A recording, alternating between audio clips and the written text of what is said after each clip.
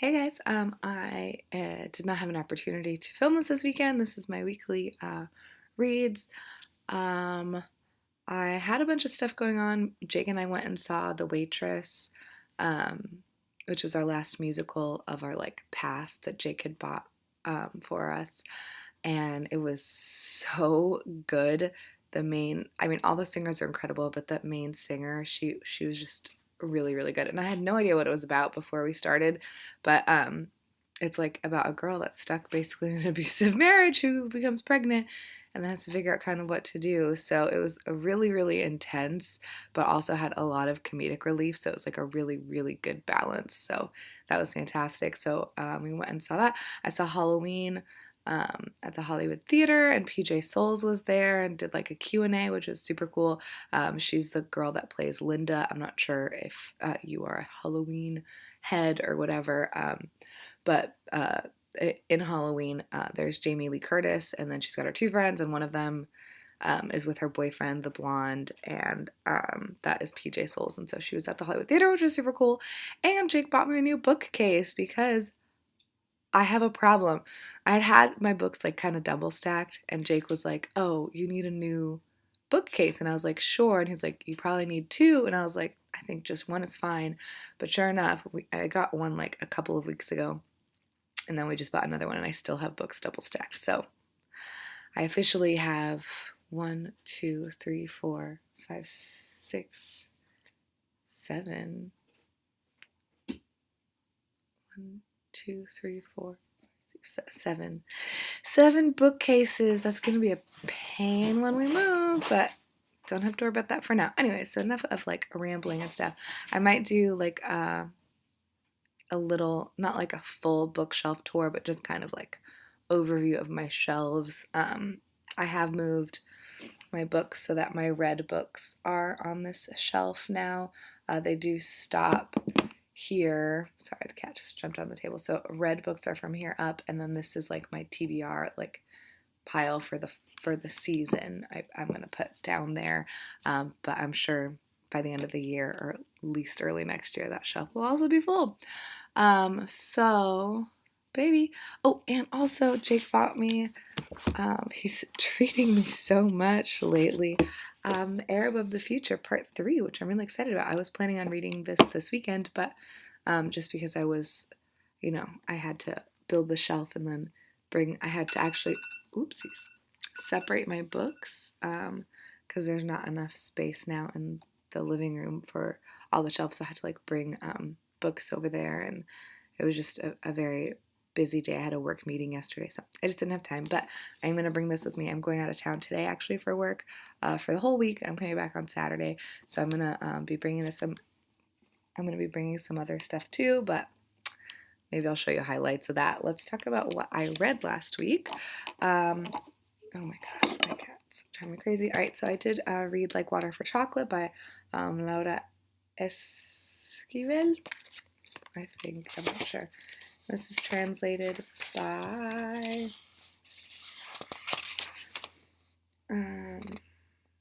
Carol Christensen and Thomas Christensen. I thought this was really lovely. I will talk about it in my wrap up, but I did not love all of the bits of this book, but in general, it was a really, like,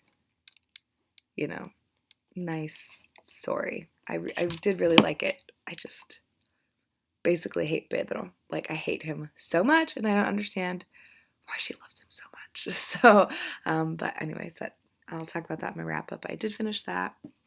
I also started the second. I read the first story, and this I'm not sure if I mentioned that. And then I started the second story called Obsession yesterday or the day before, and I really wanted to finish it yesterday, but again, I just got caught up.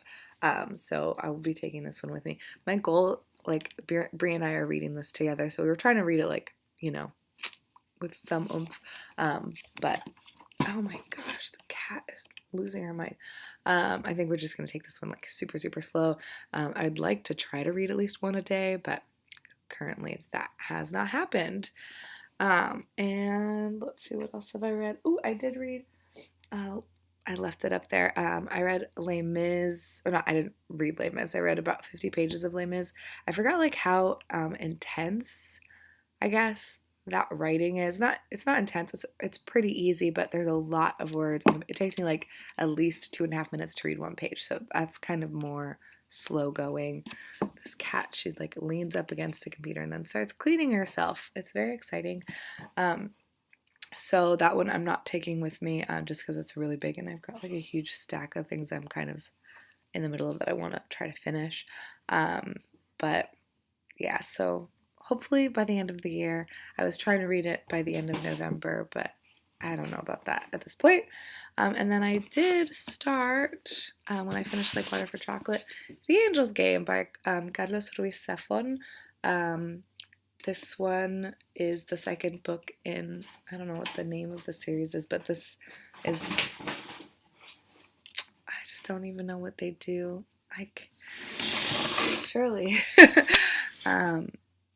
This is the sequel, I guess, to The Shadow of the Wind, and I'm really not that far in. I'm about 50 pages into this as well, and already, like, the atmosphere is just so juicy and rich.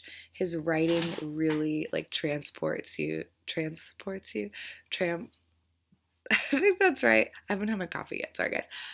Transports you to, like, this other, almost dimension. His writing, it's really, it's like, it's rich, you know, it's so, so good. So I'm very pleased to be reading this. And this is like a little bit quicker reading than Les Mis, which I feel like, oh, it's right there. So, yep, that's all that I've been reading. I'm also really trying to, I've come to the realization that I set myself too high of like a goal or whatever, which obviously I do, especially because I'm subscribed to all these magazines, so I kind of want to start prioritizing them a little bit over reading. Not like a ton, but I have so many of them, so I'm taking a couple with me, and I'm almost done reading this issue of the New Yorker from like April, and it is really good. There's an article in it about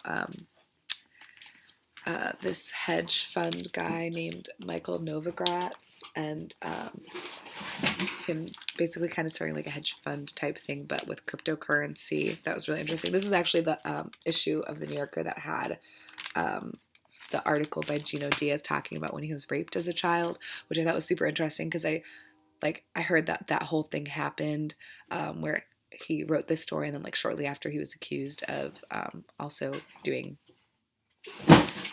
oh my gosh, these cats.